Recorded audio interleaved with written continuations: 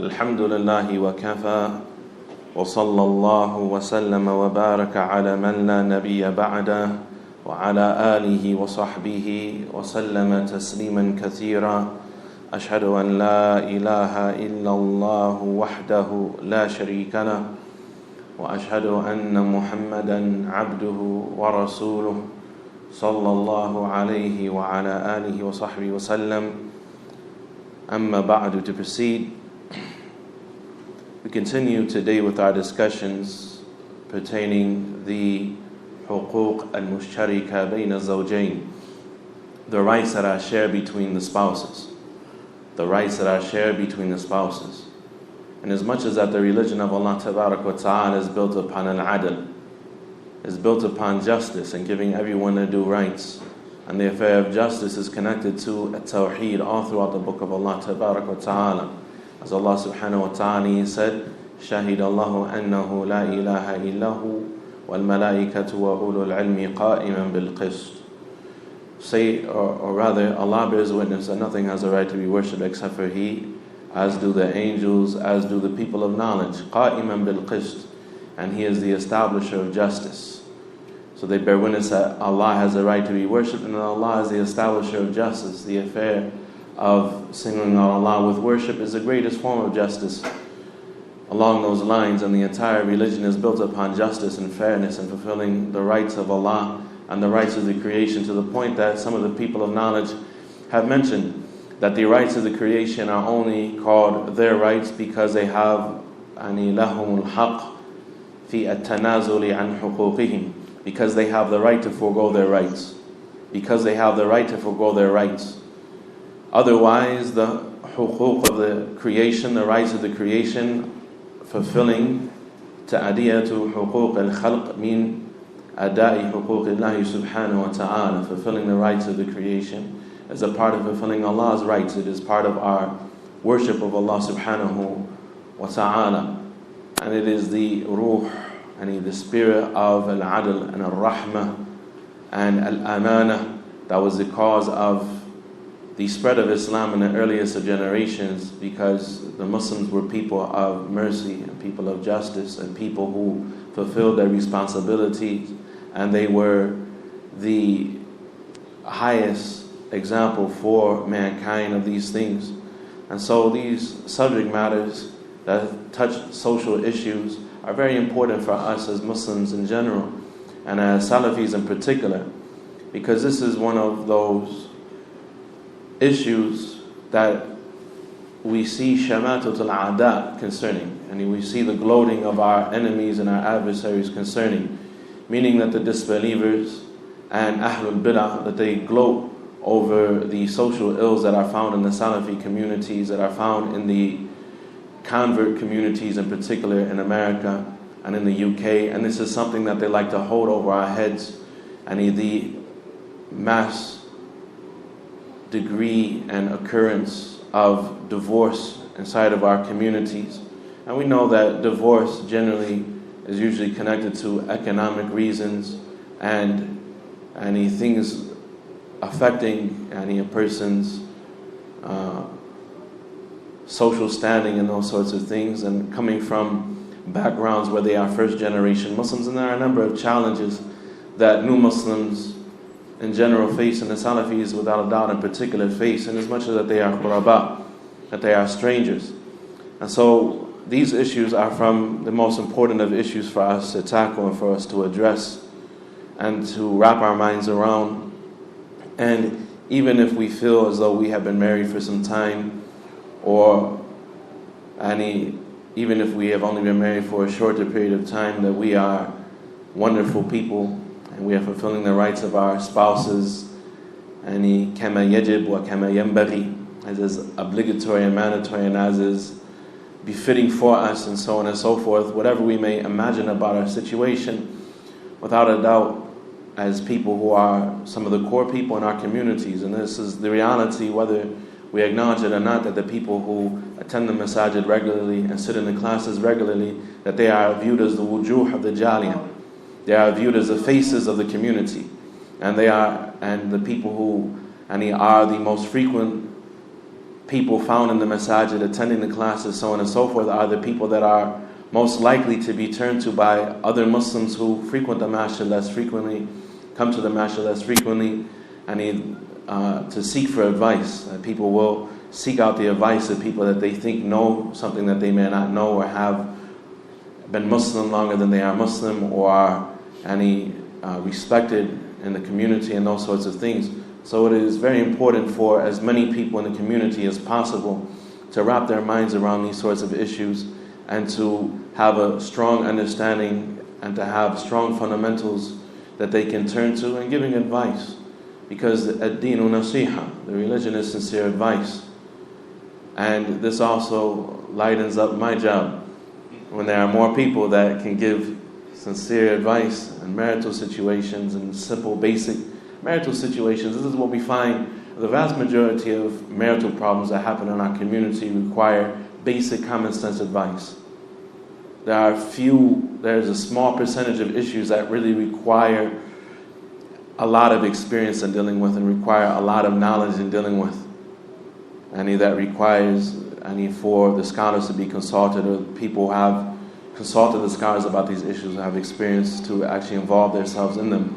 And so this, without a doubt, it removes some hardship and some difficulty from the people of responsibility who have a host of other problems to worry about and a number of other things to concern themselves with. And so, that being said, we'll continue benefiting from some of what was written by the Shaykh, the Faqih, Allama Muhammad ibn Ali Furqus, Hafidhullah Ta'ala, who was a Salafi scholar from the outer scholars of Algeria, well known, praised and recommended by many of the senior scholars of today. He says, after mentioning the statement of Allah Tabarak wa Ta'ala, we covered this before I traveled. He said, after mentioning the statement of Allah in Surah Al-Baqarah, when Allah Tabarak wa Ta'ala, He said, وَلَا هُنَّ مِثْلُ الَّذِي عَلَيْهِنَّ بِالْمَعْرُوفِ وَلِلرِّجَالِ عَلَيْهِنَّ دَرَجَةً. And that لَهُنَّ, and that they have the haqq, the lam of istihqaq, and that they have the haqq. They have rights that are due to them, just like the rights that are obligated upon them of ma'ruf. They are expected to behave with their spouses with ma'ruf, with goodness, and they have that type of treatment coming to them. Just as it is obligatory upon them, they have that coming to them. وَلِلرِّجَالِ عَلَيْهِنَّ دَرَجَةً. And the men, they have a degree over them. And the men, they have a degree over them. Pay attention to that statement and we'll come to it. Because in many people's minds, that the men have a degree over them, something else comes to mind. Something else comes to mind. وَلِلرِّجَالِ عَلَيْهِنَّ دَرَجَةً. And what is meant by that?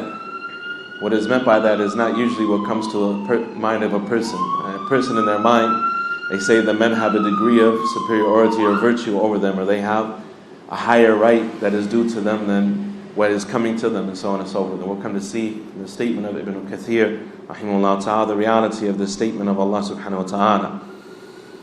So he said that in general, what we have here is al-mumathala fil huquq bayna az-zawjayn, and that the rights that are shared between the spouses, that they are similar in nature.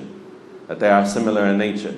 That they are expected to do that which they expect from others. And this is a general principle in Islam. As the Prophet ﷺ said, فَمَنْ أَرَادَ أَنْ يُزَحْزَحَ عَنَ النَّارِ وَيُدْخَلَ الْجَنَّةِ فَلْتَأْتِيهِ مَنِيَّتُهُ وَهُوَ يُؤْمِنُ بِاللَّهِ وَالْيَوْمِ الْآخِرِ وَلَيَأْتِي إِلَى النَّاسِ الَّذِي يُحِبُّ أَنْ يُؤْتُوا إِلَيْهِ. And whoever wants to be distanced into the paradise and whoever wants to be entered into paradise, distance far away from the fire, let him meet his death at the moment that he dies, while he believes in Allah on the last day, and let him deal with people how he would like to be dealt with. Pay attention to the statement of the Prophet ﷺ, because it comes after the tremendous statement of the Prophet ﷺ in Hadith Abdullah ibn Amr ibn al-As radiyallahu anhum in Sahih Muslim. Prophet ﷺ, he said, there was never a prophet before me إِلَّا كَانَ حَقًّا عَلَيْهِ أَن يَدُلَّ أُمَّتُهُ عَلَى خَيْرِ مَا يَعْلَمُهُ لَهُمْ. And there was never a prophet before me except that it was a right his nation had upon him to teach him of every good that he knew for them, and to warn them of every evil of which he knew for them. And this statement, to believe in Allah, let him die while he believes in Allah and the day of judgment, and let him deal with people like he would like to be dealt with. The person who believes in Allah in the last day, and he yusaddiq, and he believes in Allah tabarak wa ta'ala, wa yuhaqqiq, and the tasdeeq is of two parts. The tasdeeq of his heart, he accepts it and he submits to it. This is all part of Iman with Ahlul Sunnah. And he accepts it as being the truth, and so, because it is the overwhelming truth, he submits to it in obedience, lovingly, so on and so forth, and he implements it in his obedience. That's the first thing, al-Iman. The second thing is dealing with people like you would like to be dealt with. So you fulfill the rights of Allah and the rights of the creation. This is the summarization of the statement of the Prophet ﷺ, and that he taught his nation of every good of which he knew for them, and he warned them of every evil of which he knew for them. وَإِنَّ أُمَّتُكُمْ هَذِهِ جُعِلَتْ عَافِيَتُهَا فِي أَوَّلِهَا. What is the thamara of that? Because Iman, as we just heard, it has an asl, which is a tasdeeq wal-inqiyad. And Iman has a core, has roots, has a foundation that everything else sprouts from and grows from, which is to believe and to submit. To believe and to submit, this is the core of Iman. And then the actions emanate from that, and those are the branches of Iman. And then upon those branches there are what? Fruits. وَإِنَّ أُمَّتُكُمْ هَذِهِ جُعِلَتْ عَافِيَتُهَا فِي أَوَّلِهَا. What was the fruit of that? What was produced by that? Indeed, this nation of yours, it saw its afiyah in its earliest days. It saw its afiyah, its felicity, its state of well-being, being spared from calamity and trial and so on and so forth in its earliest days. In which time? خَيْرُ النَّاسِ قَرْنِي ثُمَّ الَّذِينَ يَلُونَهُمْ ثُمَّ الَّذِينَ يَلُونَهُمْ. The best of mankind is my generation, and those who come after them, and those who come after them. And so the Ummah, it saw the fruits of that in the early days when they were adhering to them. When they were fulfilling the rights of Allah, Tabarak wa ta'ala, believing in Allah in the last day, and that being reflected in their behavior, and dealing with people like they would like to be dealt with. Dealing with the Muslims, dealing with the non-Muslims, dealing with their spouses, dealing with their business partners, dealing with those that they bought from, dealing with those that they sold to, so on and so forth, like they would like to be dealt with. And this caused the spread of Islam throughout the earth. This caused the spread of Islam throughout the earth, and it caused the afiyah. And it brought about a state of well-being for the Muslims. وَسَيُصِيبُ آخِرَهَا بَلَاءٌ وَأُمُورٌ تُنْكِرُونَهَا. But the latter part of this nation will be afflicted with calamities and matters that you would despise. تَجِيءُ الْفِتَنُ فَيُرَقِقُ بَعْضُهَا بَعْضًا. Fitna will come every time it comes. It will make what came before seem light, and it will increase in severity, get worse and worse and worse and worse. Because of what? Because the people have a weakness in their iman and their what they believe about Allah and the Day of Judgment, and they don't deal with people like they would like to be dealt with. And so they start to shed the blood of one another, fight over leadership, fight over wealth, innovate in the religion, innovate deviant creeds concerning Allah in the last day, these sorts of things. It eroded the foundation of Islam away. Little by little, the tawheed and the justice that Islam was established upon, little by little. And so the thamarat were also lost. The fruit of faith was also lost, except for by those that Allah Tabarak wa Ta'ala spared from them, who were the ghuraba. Tuba lil ghuraba, the hadith says. Tuba is for the ghuraba. Look at the statement of the Prophet ﷺ, the rest of the other hadith. The rest of the other hadith, the Prophet ﷺ, he said, the best of mankind is my generation, and those who come after them, and those who come after them. ثُمَّ يَجِيُّ قَوْمٌ يَشْهَدُونَ وَلَا يُسْتَشْهَدُونَ وَيَأْتَمُونَ وَيَخُونُونَ وَلَا يُؤْتَمَنُونَ. And they will come after them a people who will give their testimony without being asked for their testimony. Meaning that they were people that are not trustworthy. They are not people who are fair and just and who are dignified people, that their testimony would even be accepted. They will give testimony without being asked for their testimony. وَيَخُونُونَ وَلَا يُؤْتَمَنُونَ. If you don't understand that, then the next part of the hadith explains it to you. And they will be treacherous and will not be trustworthy. وَيَظْهَرُ فِيهِمَ السِّمَنُ. And then fatness, obesity will appear amongst them. Fatness and obesity will appear amongst them. You know, it doesn't mean that if a person is normally a big person, that there's something wrong with them. Some people are. Because I think the last time I mentioned this, somebody sent me an email, right? Some of the companions were big. They were big men, right? Naturally, normally big men. right? And heavy, big men. They were energetic, but they were large. They were large, and heavy set, so on and so forth. From them was Muawiyah bin Abi Sufyan, radiyallahu anhu, the katib, the scribe of the Prophet ﷺ, the first king in Islam. Muawiyah bin Abi Sufyan, and the best of the companions. From them was Abdullah bin Abbas, radiyallahu anhuma, and others.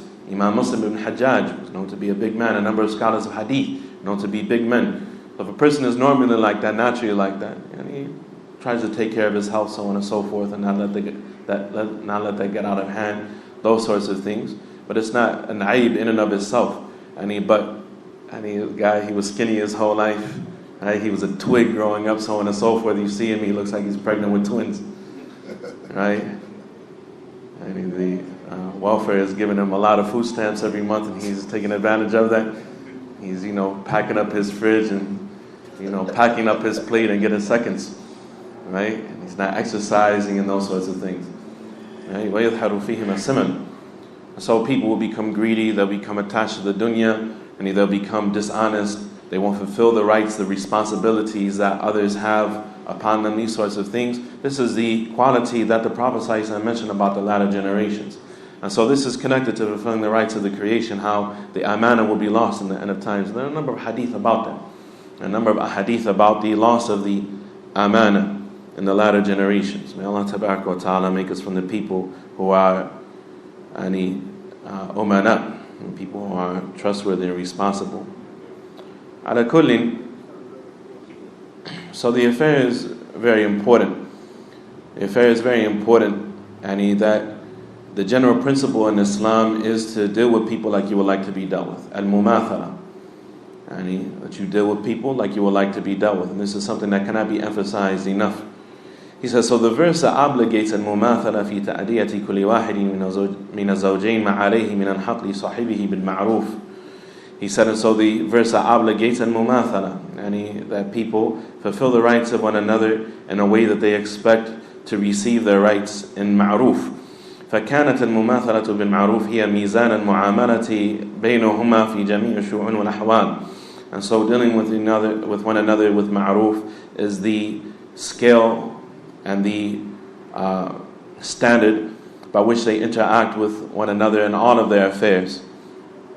غير أن المماثلة في الحقوق المشتركة بين الزوجين قد تثبت على أساس التقابل المتبادل بينهما في الحقوق على أنهما أكفاء من غير شرط المطابقة بين عيان تلك الحقوق. He said, but what is meant by this is not that they have the exact same rights between themselves. And so if your wife cooks you a meal, you have to cook her a meal.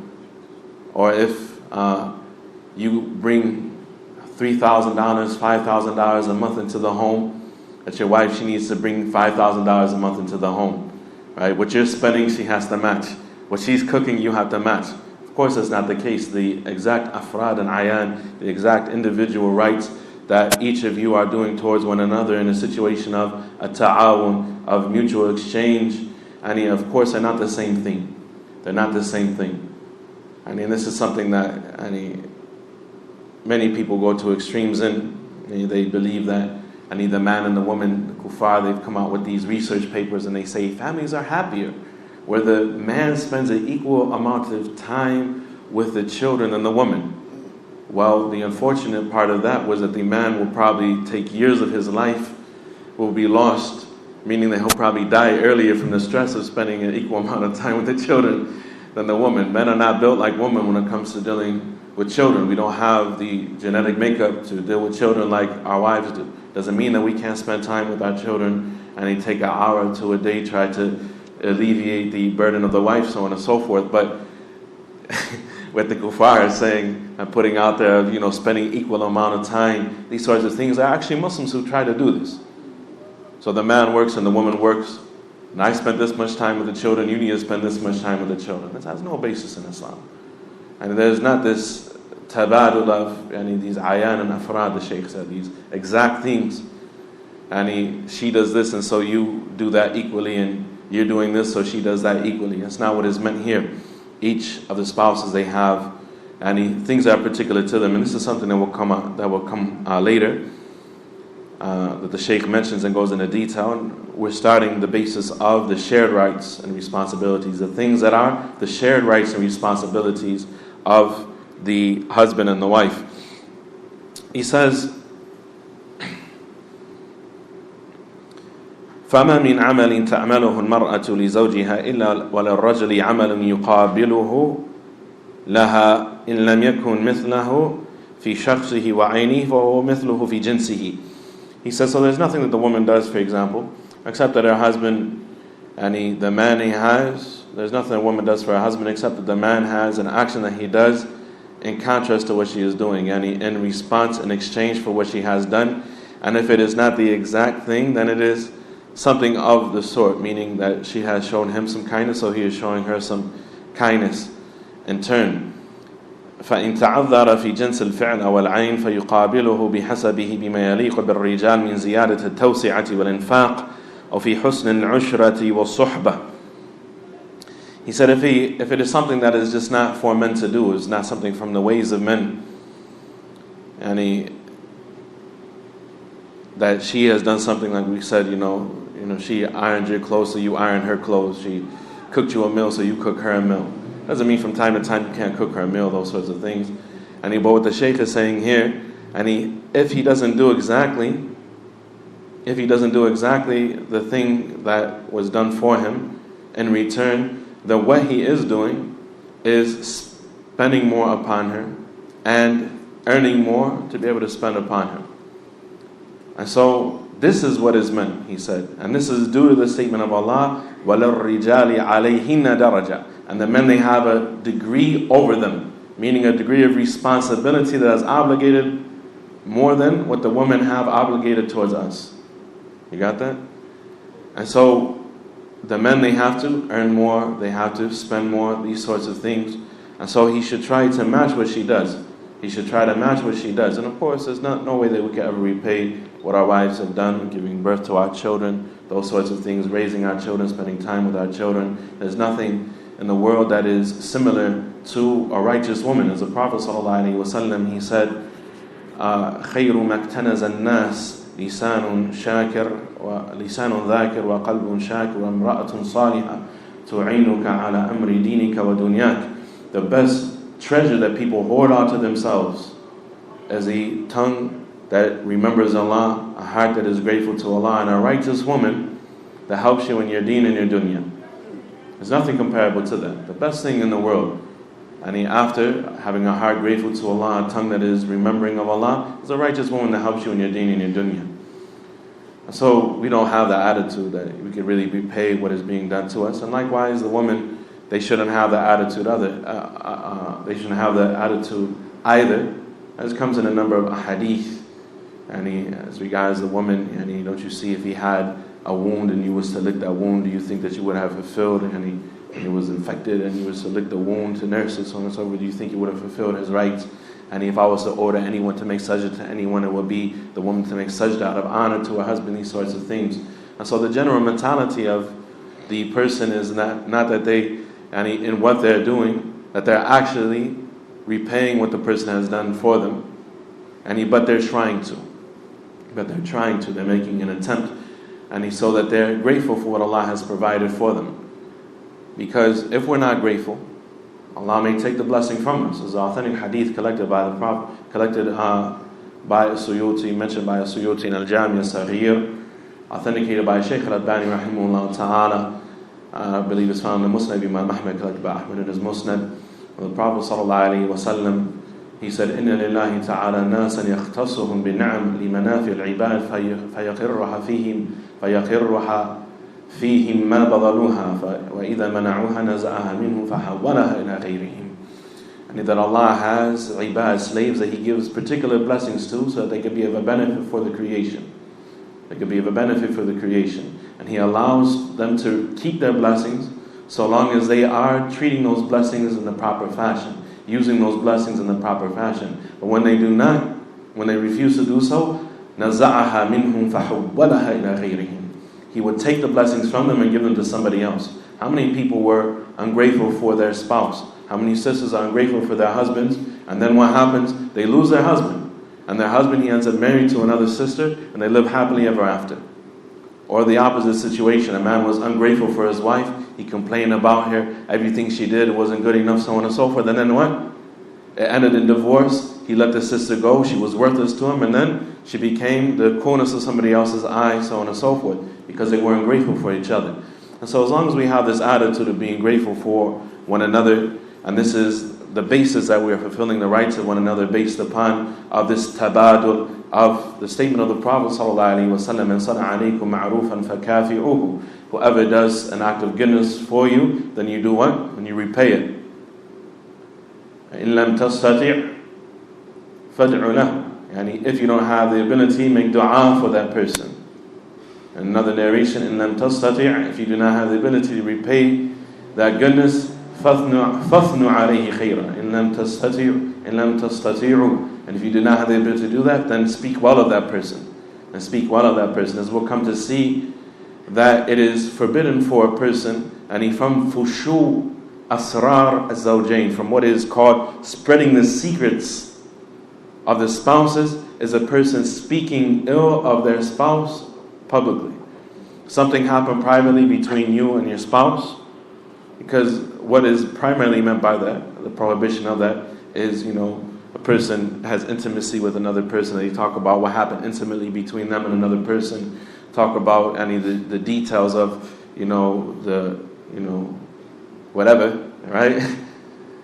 But what is included in that, and Shaykh mentions it here, is, and what occurs in private that is not known, and you spread it. And you spread it. These are from min ashar al-nasi manzilatan 'inda Allah yawm al-qiyamah, as the Prophet ﷺ said. They are from the worst of people in standing with Allah subhanahu wa ta'ala on the day of judgment. There's a man who goes to a woman, the woman goes to a man, and then when they are in public, they spread what occurred between them. And so, this is a reminder for people who like to put their business on the street, so on and so forth. It's permissible only in the case of a tadallum, and where a person is actually being tadallum, and they are going to somebody who can fulfill their right, who can help them get their rights, secure their rights, so on and so forth, and it is done according to haja, because it's forbidden, and that which is forbidden is only permitted by necessity, right? That which is forbidden is only permitted by necessity, وَالضَّرُورَةُ قَدَرُ بِقَدْرِهَا, and what is a necessity is only done according to the amount that is necessary, right? So if a person didn't have food, and there was a dead pig, right? And he had to eat the dead pig, right? Now he wouldn't make the pig into so I'm going to make some ham, or make some pig jerky, right? He has 16 different dishes he made out of the pig, right? He's like, it's permissible. There's nothing to eat except for the pig. He only eats enough to stay alive, right? So likewise, this is forbidden. It's a riba, right? If a woman goes, or if a man goes and he complains to somebody about what his wife, or she complains to somebody about what the husband did, it's only permissible to secure their rights in order for somebody to intervene for islah, so on and so forth. And to go to excesses is just like that, right? The Prophet ﷺ, he said, when Aisha made ta'yir of Safiya, talked about her stature, so on and so forth, that you uttered a word, if it was mixed with the waters of the oceans, it would have polluted them, right? So what about the person, the worst form of riba? When there's another hadith that says that the least form of riba, the riba is so many different branches, the least form of it is hideous, like a man having intercourse with his mother. It's like a man having intercourse with his mother. And the Prophet ﷺ, in another hadith, said the worst type of riba, right, is what? Is a person at tatawul, and if you the aqiq, or kama qala ﷺ, is a person going to great lengths to talk about the honor of his Muslim brother. And so a person who does that concerning what? This is a situation, there are hadith that mention that it is a major sin, that prove to us it is a major sin for a woman to be ungrateful to her ex-husband. It is a major sin for a woman to be ungrateful to her ex-husband. So what about somebody's current husband? If they're fulfilling her rights, so on and so forth, and she complains about them, she says things that are unjustified about them, these sorts of things, or vice versa, this is something that is destructive and it's something that is harmful. And it proves that there is a sickness in a person's heart and a corruption in their understanding of their religion. Allah Tabaraka wa Ta'ala cure our communities. Ala kullin, so this is what is understood, that the men, they have a daraja over them, they have a degree over them, أي زيادة في الحق والفضيلة والإنفاق والقيام بالمصالح. Because most people, they think of the fadila part, and that's mentioned here, that they have a degree of virtue over them. But virtue in Islam is not gotten through osmosis. Just because I was born into a particular tribe or particular caste, or because my skin color is this, or because I have this much money in the bank, I'm a dignified person. Fadila, honor and dignity and virtue in Islam is gotten because of something that a person is doing. It is gotten because of something that a person is doing. And so he said, meaning that they have a daraja over the woman, meaning an increase in the right that the women have over them, right? And in al-fadila, and therefore in virtue. Wal-infaq, thirdly in spending. And so they have to spend, they have to increase in spending. And the woman, she gives what she does what she does, so on and so forth. She works as she works. The man, he works harder. Her place is in the home, his place is outside of the home. What he does outside of the home, sweating, stressing, dealing with the people that he has to interact with, so on and so forth, is more difficult than what she does in the home in general, umuman, right? And so he has to go through certain sacrifices, so on and so forth. So in spending and in al-qiyam bil-masarih, undertaking what is of a benefit for the family. وفي معنى الآية قال ابن عباس رضي الله عنهما لهن من حسن الصحبة والعشرة بالمعروف على أزواجهن مثل الذي عليهن من الطاعة فيما أوجبه عليهن لأزواجهن. He said, what is meant by it? Ibn Abbas radiallahu anhuma, he says, what is meant by it is husn al-suhbah. And he is that they have coming to them, the women, they are deserving of good companionship, wal-ishra, and good treatment, with ma'roof, with kindness, ala azwajihinna, they have this right over their husbands, mithlu alladhi alayhinna, just as there is a right upon them that is obligated upon them of obeying their husbands.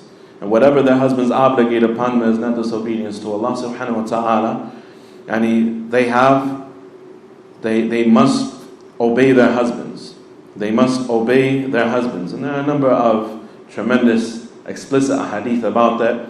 And about 9 or 10 months ago, our brother Musa Richardson gave us a talk for the sisters event that is found in the Masjid Rahma speaker, for anyone who wants to listen to it, that mentions the ahadith of the Prophet ﷺ obligating obedience of the wife towards her husband. Obligating the obedience of the wife towards her husband. And this is something that there is la qadadata fih, there is no disgrace in, but rather everything that Allah has revealed for mankind, as he said, وَلَقَدْ كَرَّمْنَا بَنِي آدَمَ. Indeed, we have honored the children of Adam. Indeed, we have honored the children of Adam. Right? And so everything in the religion is to honor the human being, and everything that opposes the religion disgraces and humiliates the human being.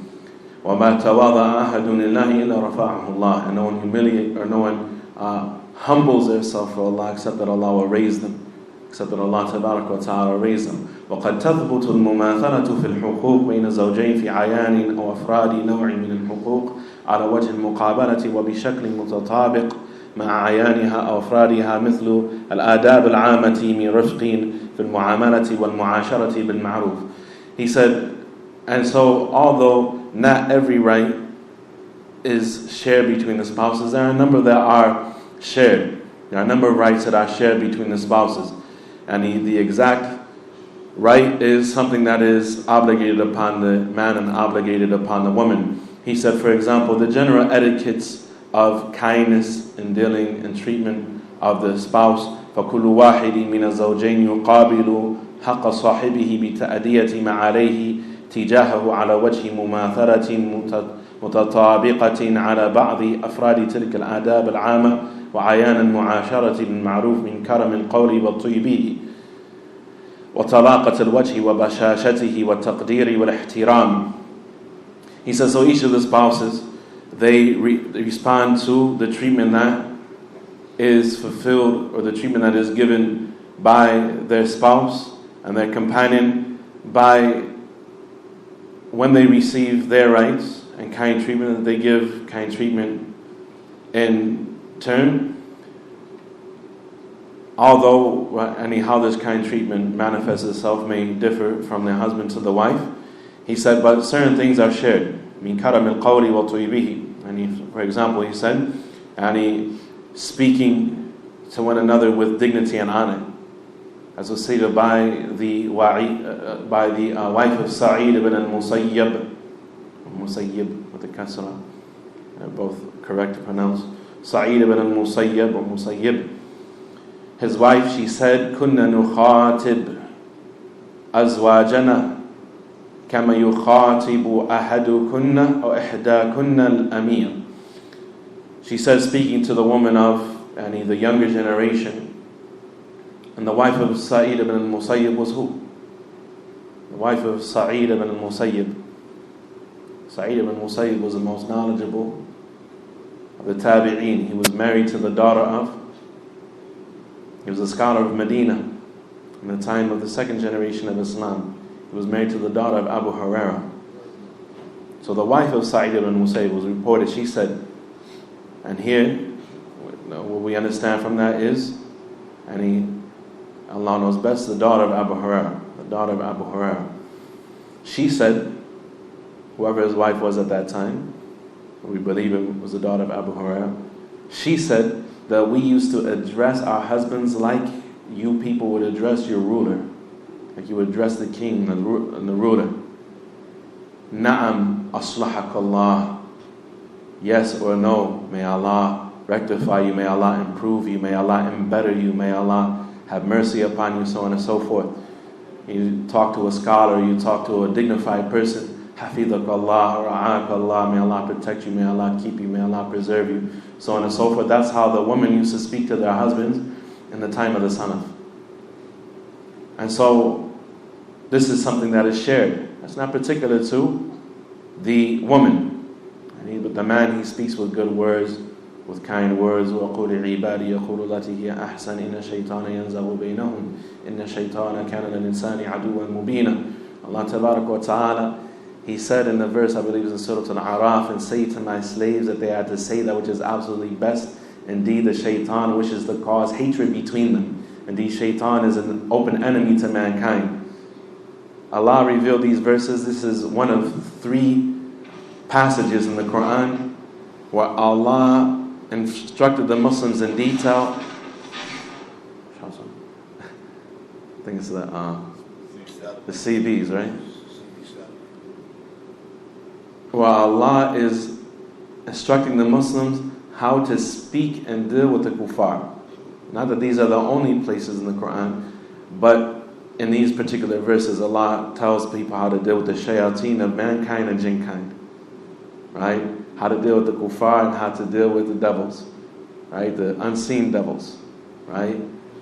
Say to my slaves that they are to say that which is absolutely best. Meaning in speaking to the kuffar and dealing with the kuffar.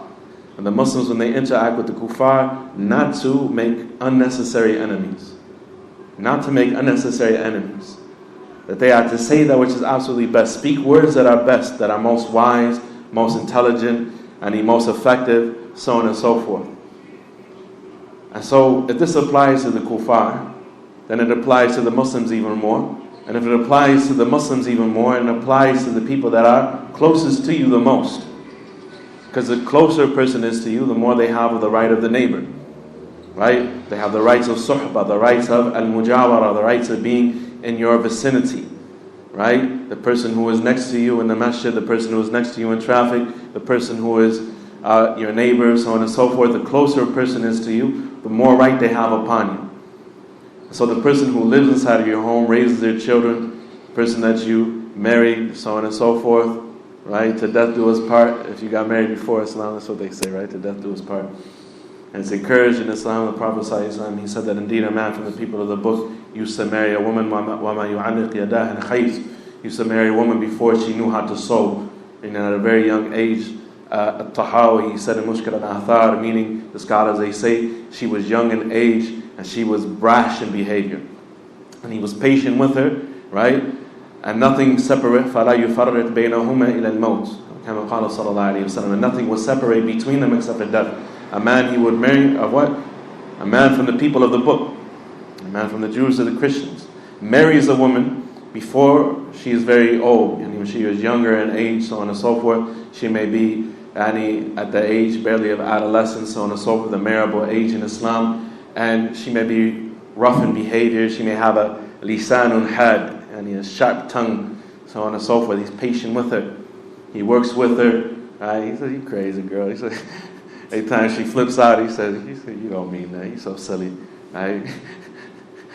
He has a sense of humor about the whole situation, these sorts of things. He's lighthearted, and so nothing separates between them except for death.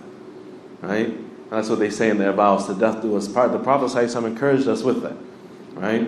The Prophet ﷺ encouraged us with that. The remainder of the hadith from the Tabi'in, he said, and it has reached us, meaning from some of those that we met from the people of knowledge, so on and so forth, that from the most disgusting acts of fahisha is that a man would marry a woman and she would give him the fruits of her womb, meaning she would produce child after child after child for him.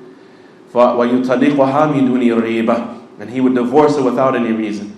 He would just divorce a woman just because he got bored with her, so on and so forth. Something happened, he wanted some variety, right? He wanted to marry a Spanish woman, or he wanted something different. He's like, I've been with you for a long time, and the girl at the bodega, she keeps, she's interested in Islam, and you don't want me to be happy, I just want to give da'wah. It's for the good of Islam, so he cuts the girl loose. She has 6 children by her, he barely got a job, so Allah help us, right? And he divorces her min duni riba, and without any reason. He doesn't have any doubts about her integrity or chastity or so on and so forth. I remember a friend of mine asked, and he had been married for about 20 years. He asked our Shaykh al-Walid Hassan al-Banna, may Allah preserve him, about taking a second wife. And he said that your current wife that you have children by, she is ra'sul mal. He said, "You're a businessman." I would rather own a business. He said, "You're a businessman." He said, "You understand capital and profit. You understand capital and business and profit and business. You have your capital that your profit is built upon, right? So you have capital, that's what, you never sacrifice your capital. You never jeopardize your capital." He said, "Your current wife is your capital. You have children by her. This is, you're building a family, right? You have children by her, it would be detrimental. And if you took a second wife, how is she going to react, so on and so forth." He said, so never lose your first wife because you want to take a second wife. He said, your second wife, she is ribh. Your second wife, if you take her, she's just profit. She's just profit, right? He said, and be patient with your first wife, who is your capital, even if she has a sharp tongue, even if she misbehaves, so on and so forth. Be patient with her. Be patient with her. Whatever the case, some people are hasty, and they're willing to sacrifice what is most important for what is, really from their desires. Ala kulli, and so they have these rights of karam al-qawl wa tayyibihi wa talaqat al-wajh wa bashashatihi wa bashashatuhu wa taqdir al-ihtiram, of speaking kind words to one another in a dignified, respectable, honorific fashion towards one another, of having a cheerful disposition. لا تحقرن من المعروف شيئا وأن تلقى ولو أن تلقى أخاك بوجه طلق. The Prophet ﷺ said, don't discount the value of any act of goodness, even if it is just meeting your brother in faith with a cheerful disposition. And you see the spouses, they don't have any sadaqah for one another. They can't smile in the faces of each other. They look bored. That's not yanbaghi. Even if you're tired, right? Even if you're tired, you should be cheerful around your spouse. She should be cheerful around you. These sorts of things, we have to always remind ourselves of these sorts of things. And you don't want to be munaffir. You want to be a person who runs people away from you. A person doesn't feel comfortable being in your company because you're unpleasant. And you're mutashakkiya, a person who wants to complain all the time. And every time somebody sees you, you want to go back and forth and play the dozens with them and so on and so forth. That's not from the etiquette of the Muslim. And it's a shared right between the spouses, and that they keep this atmosphere, of amicability and happiness and so on and so forth inside of the home, even if only for the sake of appearances, even if you don't mean it, even if just for the sake of your children growing up in a happy home, that you're not going back and forth, arguing, complaining, so on and so forth, talking down to your husband, belittling your husband, these sorts of things in front of your daughters, who see that type of behavior and may replicate it when they get older. Or the son sees that type of behavior from his father and replicates it when he becomes older.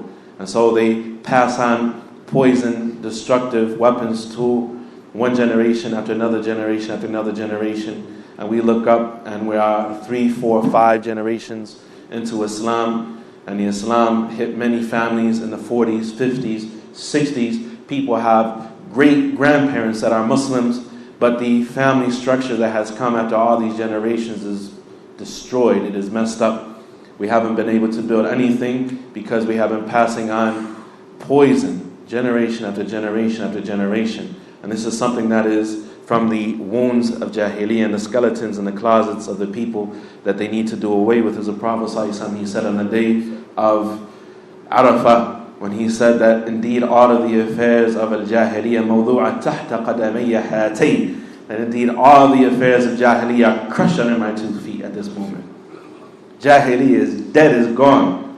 It's under my feet. It's under my feet. And so this is what has to occur. This is what has to occur. And he mentions a hadith of the Prophet ﷺ after saying that they had to be cheerful with one another, happy with one another, respect one another, value one another, and he pardon the mistakes and the faults of one another, overlook the shortcomings of one another. Other than that, from the things that are from the rights of the spouses towards one another. He said, and from that is a person paying attention to their appearances and having a good and a physical appearance to themselves. A person, they, try to deal with what they call the spare tire. Right? They try to deal with certain things that are unsightly, or at least put on some nice clothes to cover it. Right? Person tries to have their hair looking nice, their body looking nice, so on and so forth. I remember our brother Aboo Suhailah Umar, he said, the sister, she doesn't walk around the house looking like Baba, right? Sister walking around the house in cornrows looking like a convict. You know what I'm saying? You say, sister, what are you going to do something with your head? Shahada, right? Alhamdulillah, the man, he should be mindful of his appearance. He shouldn't be looking like a barbarian walking through the house, and he looking like he has trolls and headlocks. He hasn't done the sunnah in a long time. He's sloppy built. He smells, he's musty, so on and so forth. The Shaykh, he mentions this, and he mentions the known statement of one of the companions, Abdullah ibn Abbas, radiyallahu anhuma, and he said, "Inni la uhibbu an atazayyana lil mar'ati kama uhibbu an tazayyana li." He said, I love to beautify myself for the woman just as I like that she pretties herself up for me. I like to do myself up for her like I like for her to do herself up for me. Right? The companions, they were very affectionate people.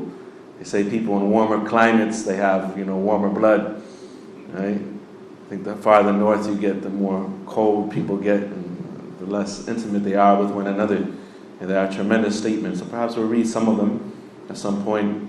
Ibn Qayyim rahimahullah ta'ala mentions from a number of the Salaf, and who loved intimacy with their wives, and they were very active intimately with their wives in the plural, and how they would adorn themselves and beautify themselves and so on and so forth. The ulama of the Sunnah, people like Al-Layth ibn Sa'd and others, and the ulama of the Sunnah, Al-Imam An-Nasa'i rahimahullah ta'ala, the author of the well-known book of Hadith. This was known from him, kana min kahin, and he was a man that really liked to spend time with his womanfolk, not just conversating, right? He liked to spend time with his womanfolk. This was known from him.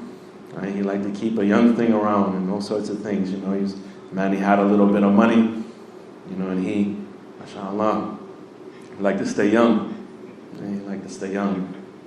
And so the scholars, and it was known, and this is even in the narration, and in those narrations that are found in the books of Siyar and the books of the biographies of the scholars, that mention those things, they always mention how those scholars, these people of knowledge, these righteous people, how it was known that they would adorn themselves for their wives, that they would put on good clothing, good-looking clothing, so on and so forth, that they had a little bit of romanticism about themselves, they had a little bit of suave about themselves, and so on and so forth. They weren't just, just go in there and be like, what time it is. They go in there, spend time with the woman, talk to her, so on and so forth, give her rights, those sorts of things, put on nice clothing to visit their wives and their slaves and so on and so forth. Ala kullin, he said, وعدم إفشاء السر بينهما أو ذكر قرينه بعيب أو سوء بين الناس. He said, and from this likewise is that just as they look at their behavior towards one another and their pleasantness towards one another and their appearance when they are around one another, that they don't divulge the secrets of one another, or mention their spouse with fault. And you find fault with their spouse and mention that my wife or my husband is like this or like that between the people. As is coming in the hadith, إِنَّ مِنْ أَشَرِّ النَّاسِ عِنْدَ اللَّهِ مَنْزِلَةً يَوْمُ الْقِيَامَةِ الرَّجُلُ يُفْضِي إِلَى امْرَأَتِهِ وَتُفْضِي إِلَيْهِ ثُمَّ يَنْشُرُ سِرَّهَا. From the most evil of people and standing with Allah on the Day of Judgment is a man who consorts with his wife, goes into privacy with his wife, and she goes into privacy with him, and then he spreads what is secret of her situation, what is unknown of her, and he between the people, her physical description, for the good or the bad, and talking about her character, all these sorts of things. وَنَحْوَ ذَلِكَ مِنْ جُزِئِيَاتِ الْآدَابِ الْعَامَةِ وَعَيَانِ الْمُعَاشَرَةِ بِالْمَعْرُوفِ وانطلاقا من مفردات المماثلة في الحقوق التي ينبغي على كل من الزوجين أن ينهض بها ويسعى إلى تحقيقها وتأديتها حق الأداء. نتناول جملة منها على وجه التوضيح والتقريب في العناصر التالية. He said, and other than that, from the individual etiquettes that are expected from the spouses in dealing with each other in goodness. And so to proceed into the individual rights, and because this is just a summary, the individual rights, the most important rights that are the shared rights of the spouses, I need to clarify them individually. Then we say as follows, we summarize them in the following points, and we'll just mention them, what they are, and next week we'll go over them in some detail, inshallah. He said the first is mutually advising one another with goodness and to obey Allah and cooperating upon obeying Allah subhanahu wa ta'ala and reminding each other to fear Allah. So mutual advice and reminding each other to fear Allah subhanahu wa ta'ala. And he goes into some detail. The second thing, تجسيد المودة والرحمة في الحياة الزوجية, is embodying love and mercy in marital life. The embodiment of love and mercy in marital life.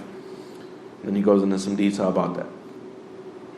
And we'll hear this next week, inshallah. The third, ثالثاً بذل الثقة وإحسان الظن, and he is trusting one another and having good thoughts about one another. And he mentions the details of that. رابعاً التحلي بخلق الصبر واحتمال الأذى. Fourthly, is adorning ourselves with the character of patience with one another and bearing the harms of one another. خامساً المسؤولية المشتركة في بناء أسرة متكاملة. Fifthly is sharing the responsibility of building a family whose parts complement one another, whose parts complete one another, a complementary family, a family that is complete and perfect and not deficient, that is sustainable, and so on and so forth. And so this is the 5 things that the Shaykh mentions from the shared rights between the spouses in general that we'll read over next week. If Allah Tabarak wa Ta'ala allows us to live so long, we ask Allah Tabarak wa Ta'ala for righteous deeds and long lives. And we ask Allah Ta'ala to reunite us with our families in the paradise, and to be of those that He mentioned, Ta'ala. He said, وَالَّذِينَ آمَنُوا وَاتَّبَعَتْهُمْ ذُرِّيَّتُهُمْ فِي إِيمَانٍ أَلْحَقْنَا بِهِمْ ذُرِّيَّتُهُمْ وَمَا أَلَتْنَاهُمْ مِنْ عَمَلِهِمْ مِنْ شَيْءٍ.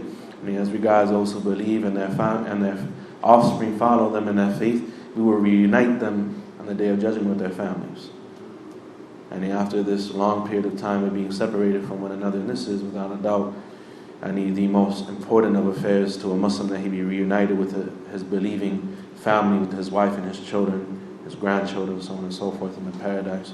We ask Allah Ta'ala to safeguard us upon Iman wherever we may be.